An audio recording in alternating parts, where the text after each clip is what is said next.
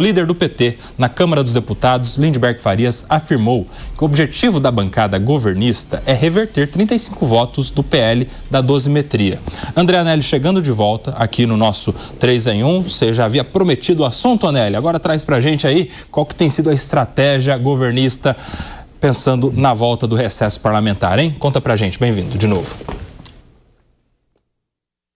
Obrigado, Kobayashi. Justamente isso, a gente destaca que o líder do PT na Câmara dos Deputados, Lindbergh Farias, já havia prometido antes mesmo de o presidente Lula vetar integralmente o projeto de lei da dosimetria, algo que era esperado aqui mesmo em Brasília. Lindbergh já havia dito que o governo federal, a bancada de apoio ao governo no Congresso Nacional, iria trabalhar no sentido de manter esse veto, justamente porque os congressistas podem convocar uma sessão conjunta, como inclusive já vem sendo mobilizado por parte da oposição para derrubar esse veto. São necessários 257 votos de deputados e 41 de senadores. A gente destaca que foram 291 votos na Câmara dos Deputados, favoráveis então ao projeto de lei da dosimetria, que reduz as penas aos participantes dos atos do dia 8 de janeiro de 2023, o que representa 34 votos a mais do que aquele mínimo necessário. Isso quer dizer então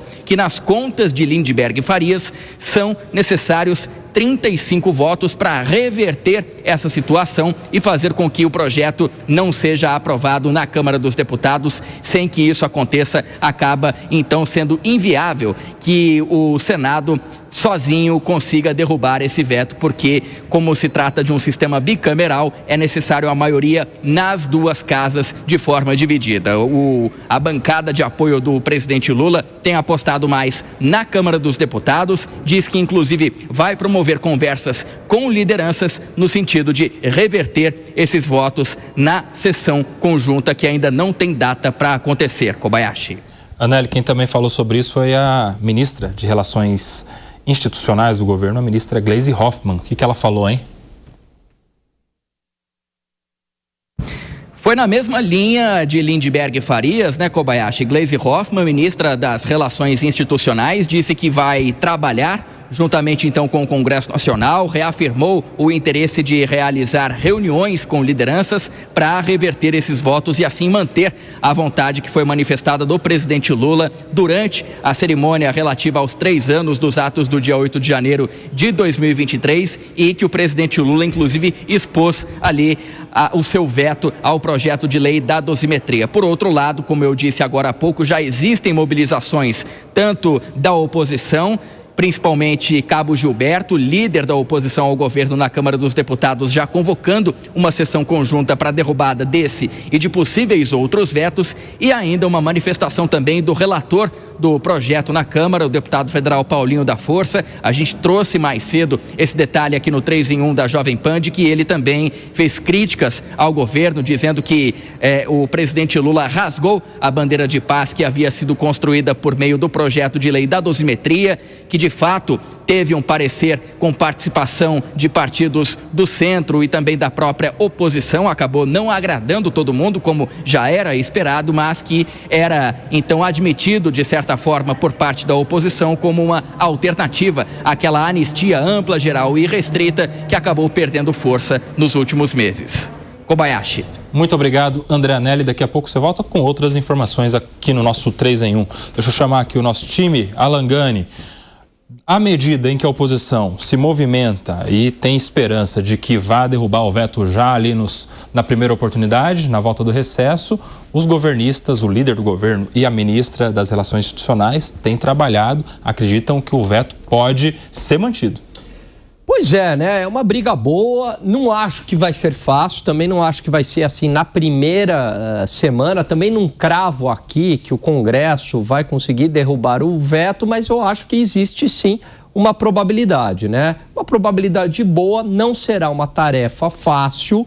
Agora, também vamos lembrar que alguns governistas votaram para o avanço do PL da dosimetria. Então, talvez este seja o grande ponto de virada. Como é que esses governistas vão votar agora na derrubada do veto? Será que o cenário mudou, Koba, ao ponto também deles mudarem o seu voto? Né? Porque lá atrás votaram pelo PL da dosimetria. Tudo ou mais constante, eles votariam, portanto, pela derrubada do veto. O líder do governo no Senado, inclusive, foi muito criticado, o Jacques Wagner, né, o Piperno, por não ter exercido ali o direito de oposição, com obstrução, com um trabalho para não ter quórum suficiente, enfim. Ele foi lá e simplesmente participou da votação, dando o quórum necessário, que facilitou de alguma maneira. Apesar dele mesmo, no mérito, não ter votado a favor do projeto, ele criou ali um ambiente para que isso fosse adiante. Isso pode mudar?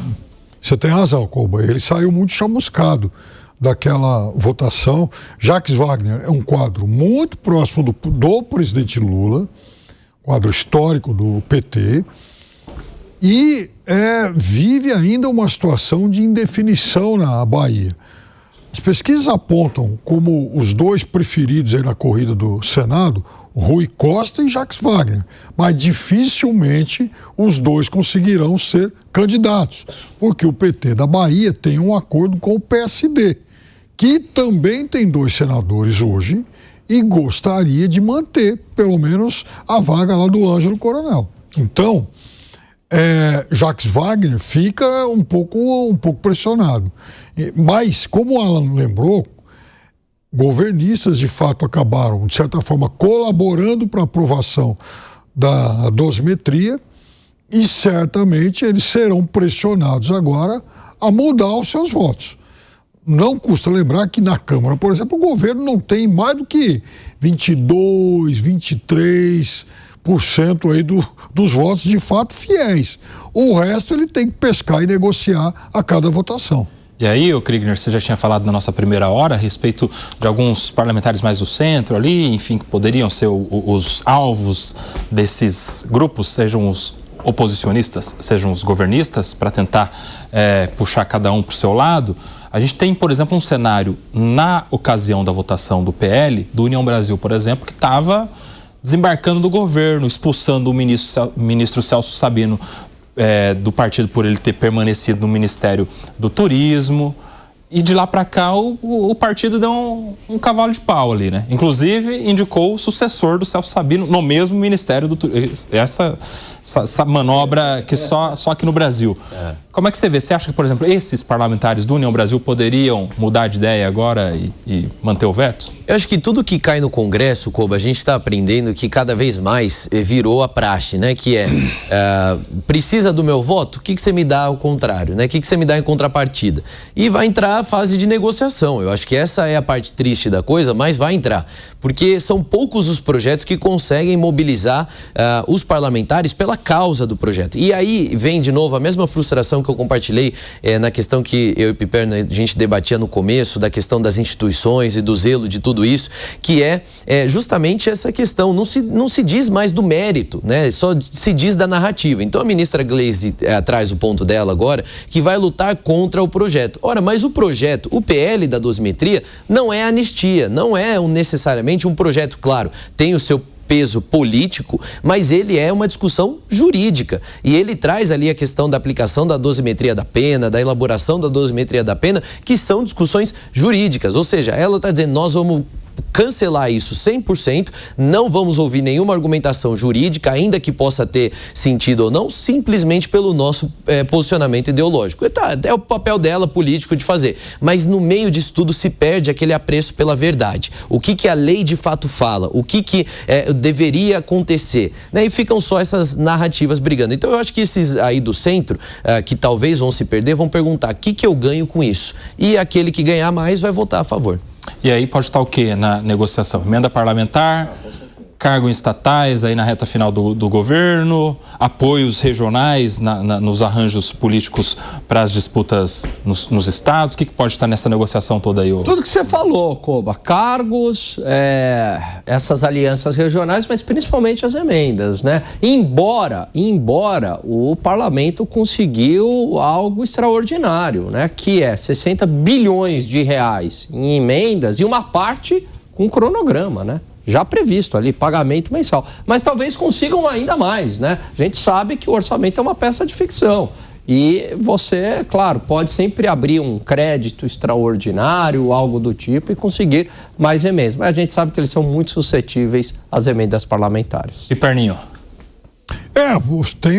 Enfim, o governo, por exemplo, ele fica realmente muito engessado dessa questão da negociação via emendas, porque ele vai ter que pagar. Já tem, como o Alan disse, até um cronograma para isso, que o governo pode fazer, eventualmente, olha, eu vou antecipar a sua parte, porque aí o parlamentar usa. Mas isso, veja, é o que eu classifico sempre de parlamentarismo de extorsão. É isso que está hoje conduzindo os destinos de praticamente todas as esferas políticas do país, porque nas assembleias estaduais também ocorre isso, nas câmaras de vereadores também. Veja, qualquer cidade média hoje, o vereador já tem lá uma cota para emenda.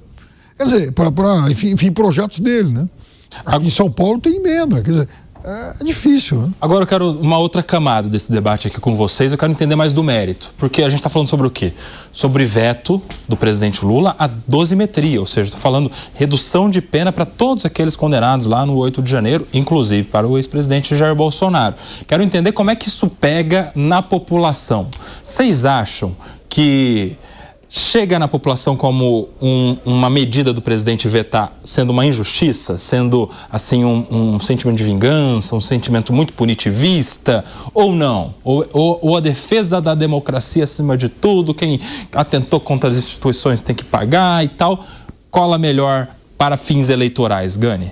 Olha só, como esse país está dividido, está polarizado, e de acordo com as pesquisas, para uma parte da população, o presidente está fazendo o correto. Para uma outra parte da população, e aí os números são muito próximos, aliás, muito próximos também do resultado eleitoral, é uma grande injustiça. Para a parcela, né, mais à direita, que apoia Jair Bolsonaro, entende que o PL da dosimetria é uma forma, Koba, de você corrigir uma injustiça feita lá atrás. Um julgamento que se questiona se deveria estar de fato no Supremo ou na primeira instância. Há argumentos, né, de que ele deveria estar na primeira instância, que foi o próprio voto do Fux, porque não havia ali mais parlamentares com foro privilegiado, ministros com foro privilegiado, e a mudança da lei não pode retroagir para prejudicar o réu. Outro ponto é que não ficou claro em nenhum momento a ligação com o dia 8 de janeiro, não fica claro também que o 8 de janeiro foi uma tentativa de golpe, no meu entendimento muito mais uma depredação, né, uma rebelião ali desordenada, mas sem liderança, sem armas, etc. E também não fica claro a fronteira entre cogitação e tentativa, que também foi o voto do Fux, né? Me parece que houve sim uma intenção, houve uma cogitação, mas cogitação não é crime, mas não houve a tentativa de fato, não teve início de uma ação, não teve movimentação de tropas, etc. Então, para essa parcela da população, seria uma forma, o PL da dosimetria, de corrigir uma injustiça de um processo que foi foi um processo viciado. Agora eu quero apimentar esse debate. Vocês acham que esse encaixotamento da dosimetria como sendo uma abertura muito grande para quem atentou contra as instituições ou como sendo uma medida de justiça, não é variável, Kriegner? Variável no quê? Por exemplo, na situação do ex-presidente Jair Bolsonaro. Há quem possa hoje achar justo que não se mude as penas. Mas, de repente, se a gente ficar vendo, Jair Bolsonaro está doente, Jair Bolsonaro está preso, Jair Bolsonaro vai ficar não sei quantos anos preso lá com aquela condição de saúde e tal, e acontece alguma coisa com ele. Vocês acham que daí não vão ficar ressuscitando o presidente Lula, vetando, falando que tem que ficar preso, falando que é errado o que fizeram, e esse tipo de ato como o de hoje, por exemplo? Daqui até as eleições, você acha que não pode mudar esse sentimento popular? Com certeza, eu acredito que sim, viu, Koba? Porque quanto mais se politiza e simplesmente se ancora os argumentos e posicionamentos na questão política, eleitoral, até ideológica, mas é mais eleitoral, na questão da rivalidade, etc., mais você perde aquilo que é de verdade a materialidade do argumento, que é o ponto que eu estava falando antes. Então, com isso, vai basear na emoção. Se acontece alguma coisa, por exemplo, e aí existe o falecimento de mais de mais um preso, seja o presidente Bolsonaro ou algum outro, essa opinião tende a mudar. Se acontece uma tragédia lá dentro, essa opinião tende a mudar. O que vai acontecer? E aí, por isso que eu acho que fica tudo fragilizado, porque aí nós estamos falando só de narrativas e é tudo emocional. E não se constrói um país, não se constrói um futuro para o país com base em emoção. Precisa ter algum caminho aí que seja institucional. Então, só que quando você desconsidera tudo isso, e você vai saber melhor do que eu, inclusive, você vai falar de dosimetria, justamente para tirar esses argumentos que são de a espuma, vamos dizer, eu não quero falar de forma pejorativa, mas aquilo que vem depois da pena, que é o elemento de ensinar a lição, de evitar que isso venha acontecer no futuro, aumentar a pena por uma suposição, por uma questão ideológica. E a dosimetria vem cortando tudo isso, podando isso, para ficar só com a pena constitucional, ou a pena que é prevista no Código Penal. Então, com isso, ali a gente fica frágil, fica baseado na emoção, quando poderia estar sendo baseado no texto, no papel. É isso que falta. Ô Piperno, para fechar esse assunto, você não acha que o presidente Lula, como um articulista político, poderia usar, inclusive como estratégia, independente das convicções pessoais, este momento para não vetar, para fazer o aceno contrário, para falar, olha só, independente de tudo, eu já estive preso e vamos virar a página e agora deixa o que o Congresso decidiu e vamos seguir e deixa valer o PL da dosimetria? Você acha que isso não poderia pegar melhor na população de uma maneira geral? Olha, o Congresso também não poderia ter feito o mesmo. Olha, vamos deixar então agora o que o STF decidiu e vamos seguir a vida, já que a gente está falando também em pacificação. Então, cada um, todo mundo esticou a corda, até porque a gente não está falando de anjos, a gente está falando de pessoas que cometeram atos. E as punições, eu insisto nisso, elas são aprovadas pela maioria da população. As pesquisas estão aí. E agora a maioria também não quer dizer que esteja certo. Bom, então aí já é um outro fator. Agora veja só, o discurso de pacificação ele é muito curioso, porque então, pegando até o teu argumento de que seja uma maioria apertada, ora, se o pedaço maior dessa maioria apertada aprova as decisões do STF, como é que a gente pode falar em pacificação se por acaso, à medida em que a gente mudar o que está sendo aprovado pela maioria e optar pelos desejos aí da minoria, como é que a gente vai pacificá-la com a maioria? Eu acho, Piperno, eu concordo contigo nesse ponto. Eu acho que não pacifica o país, não. Agora, por outro lado, o que eu vejo é que seria uma forma, aí no meu entendimento, tá? De fazer uma correção de um processo que foi para lá de questionável. E também, se eu puder adicionar alguma coisa nisso, eu diria que é a diferença entre a ida da anistia para a dosimetria. A população que quer ver uma pena sendo aplicada vai continuar vendo a pena sendo aplicada, porque a dosimetria não anula a pena, ela vai realmente tirar aquilo que foi excedente. Agora, eu respondo a sua pergunta, Piperno, você falou sobre a questão do Congresso. O Congresso não poderia também ter seguido simplesmente a decisão do STF? Óbvio que não. Qual foi o outro tema? E aí vamos olhar recentemente na história dos 2 anos do Brasil. Qual foi o outro tema de políticas públicas ou questão ideológica que levou o mesmo ou maior número de pessoas para a rua do que a anistia? Nas mobilizações, 50 mil pessoas lá em Copacabana, não sei quantas centenas de milhares de pessoas na Avenida Paulista. O Congresso ignorar isso, centenas de milhares de pessoas indo para as ruas pedindo anistia, seria um tapa na cara, seria basicamente o que o Alcolumbre fez. Olha, não interessa o que o povo fala, eu não vou passar nada disso aqui. Isso você não tem como pacificar dessa maneira. Agora, a dosimetria, justamente, ela mantém a pena, agrada um, mas diminui, agrada o outro. Por exemplo, a gente entrevistou aqui o deputado Luiz Carlos Rauli, que não é, obviamente, alguém de esquerda, e que diz o seguinte: olha, eu aceitaria, por exemplo, discutir uma dosimetria lá atrás para a turma que estava, de fato, lá, para os bagrinhos lá do 8 de janeiro. Mas, para os outros, não. Para os outros que sejam mantidas as penas.